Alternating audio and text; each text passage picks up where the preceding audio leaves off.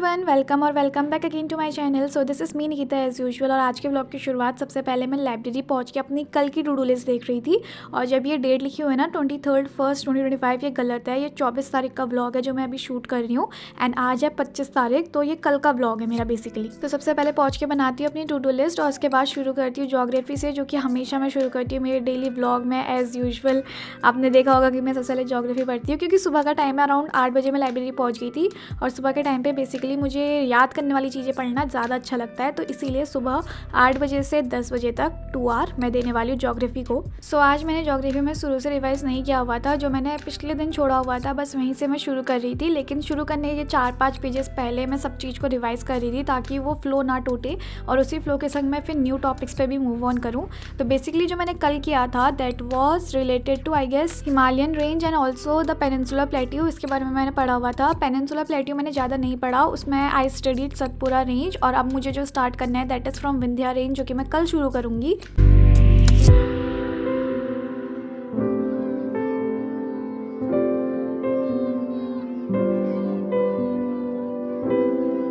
So guys, एक quick and important update है आप सभी के लिए। तो प्रिपरेशन जर्नी में मॉक्स लगाना कितना ज़्यादा ज़रूरी है ये सबको पता ही है ऑलरेडी। तो टेक्स्ट बुक प्लेटफॉर्म पे चल रही है अभी रिपब्लिक डे सीजन सेल, जिसमें yearly text book pass pro max आपको मिलेगा ओनली 351 रुपीज़ में, जो कि मैक्सिमम प्राइस ड्रॉप है अब तक का। ये सेल 25 से 26 जनवरी तक ही चलेगी। All you have to do is to use my coupon code Nikki और इंस्टेंट 12% ऑफ मिलेगा। So do not miss out this opportunity. जाओ जल्दी से जाकर सब्सक्रिप्शन ले लो using my coupon code Nikki. Then around 9:50 मैं बंद कर देती हूँ आज का जो भी मैंने ज्योग्राफी में पढ़ा, जो कि मैंने आपको ऑलरेडी बता दिया था कि मैंने हिमालयाज़ और विंध्या रेंज से मुझे कल शुरू करना है और सेंट्रल हाईलैंड से भी। तो this is all what I studied today. और ये भी काफ़ी ज़्यादा ठीक था मतलब टॉपिक, क्योंकि इससे क्वेश्चंस आते हैं। देन अराउंड 10:13 मैं शुरू करती हूँ maths, that is from Kiran publication book as usual. Also बहुत सारे लोगों से मैंने सुना हुआ है, बहुत सारे टॉपर्स के इंटरव्यू में देखा हुआ है कि मैथ्स में बुक सॉल्व करना इज़ वेरी इंपॉर्टेंट। तो अगर आप लोगों को अगर मैथ्स के अलावा रीजनिंग में भी दिक्कत आ रही है for solving question related to letter series, number series या किसी भी टॉपिक में, तो किरण पब्लिकेशन की रीजनिंग की बुक्स भी अवेलेबल है, जिसमें कि सारे previous year asked question and also important questions reasoning में जो भी आपको हेल्पफुल लगेंगे वो सारे उसमें एक जगह इन्वॉल्व किए मिलेंगे। सो रीजनिंग के लिए प्रैक्टिस बुक के लिए Kiran publication is also one of the best book you all can follow up. Kiran publication की सारी बुक्स का लिंक मैं डिस्क्रिप्शन में डाल दूंगी। If you want to purchase you can purchase using those link even too. So Kiran में मैं जो भी कर रही हूँ दैट इज़ डिस्काउंट चैप्टर, और इसमें टोटल आई गेस 5 टाइप थे एंड उसके बाद प्रैक्टिस सेट्स भी था पीछे से। तो ये मेरा ऑलमोस्ट डन हो चुका है। तो आज है सैटरडे और कल संडे में बस मैं इसकी थोड़ी प्रैक्टिस करूँगी एंड ये चैप्टर भी मेरी तरफ से डन हो जाएगा। हालांकि मैंने अभी एक ही बार किया है। लेट्स होप कि अगर टाइम मिलेगा तो ये चैप्टर्स जिसमें दिक्कत आई है, जिन क्वेश्चन में दिक्कत आई है, जो कि मैं मार्क कर लेती हूँ, मुझे जिन जिन में दिक्कत आई है वो मैं बाद में भी प्रैक्टिस करूँगी, क्योंकि eight the and discount, percentage, profit and loss, ये सारे इंपॉर्टेंट चैप्टर्स हैं फॉर प्रीलिम्स इवन। तो क्वेश्चन आते हैं इससे, तो फिर एक बार करना है तो अच्छे से ही करना है सारी चीज़ों को। So let's see and let's hope कि नेक्स्ट वीक से हम लोग नया चैप्टर शुरू करेंगे, that is may be SI और CI वगैरह।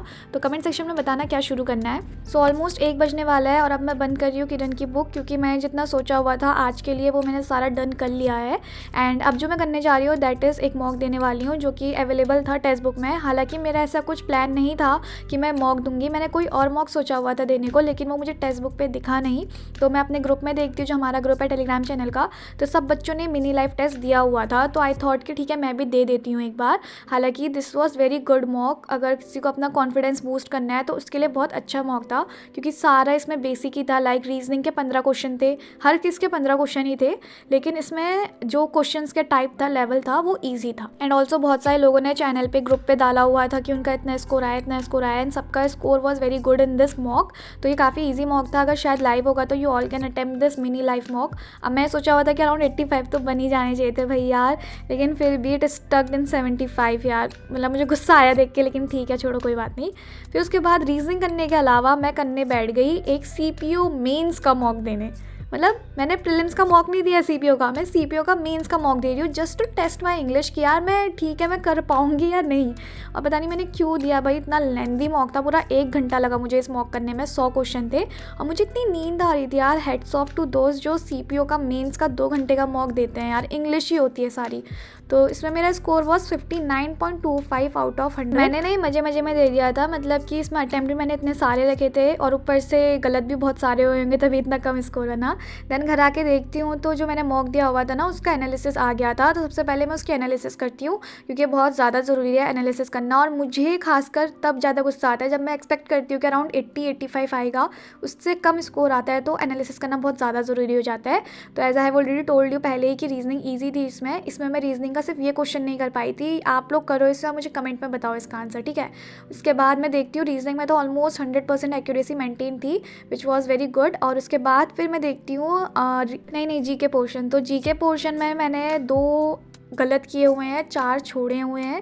और जीके बहुत इजी आई थी क्योंकि इसमें स्टैटिक पोर्शन के 3 से 4 क्वेश्चन थे। और स्टैटिक में वही चैप्टर से like it was dance form से था एक question was related to I don't know festival से था। तो मतलब स्टैटिक पोर्शन प्रीलिम्स में होता है, ये तो सबको पता ही है, ठीक है। तो इसमें क्वेश्चंस इजी थे। और ये वाला जो है ना बायोलॉजी का क्वेश्चन, मैंने ये तुक्का लगाया हुआ था एंड बाय लक ये सही हो जाता है। और ये मोहिनी अट्टम वाला क्वेश्चन, ये तो रिलेटेड टू डांस, तो ये विष्णु भगवान जी का था। तो मतलब इसमें जीके भी अच्छी आई हुई थी, ठीक ही थी। और जो 2 मैंने गलती की है that was literally that blunder mistake जो कि किसी को कभी नहीं करनी चाहिए। तो ठीक है, कोई बात नहीं, मैंने गलत कर दिया था वो, अब मुझे रियलाइज़ हो गया। That was also based on कि डेली लाइफ में क्या क्या चीज़ें होती है उससे था। मतलब वो NGO वाला क्वेश्चन था जो मैंने गलत किया हुआ था।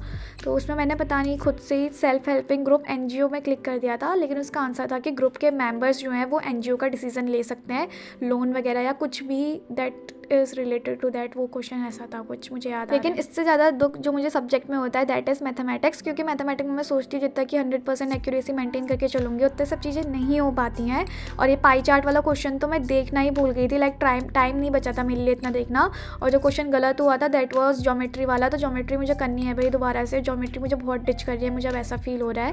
और इंग्लिश में मेरे 3 क्वेश्चन गलत हुए थे और वो 3 भी इतनी बेसिक, इतनी सिली मिस्टेक्स थी जिनको मुझे इंप्रूव करना है। अब इंग्लिश में भी ज़्यादा ध्यान देना पड़ेगा क्योंकि जो सब्जेक्ट मैं सोचती हूँ कि मेरी हेल्प करेगा वही एट द एंड मुझे डिच करता है। That's all for today's vlog guys, I hope you learn and enjoy. Stay tuned, stay happy, bye bye.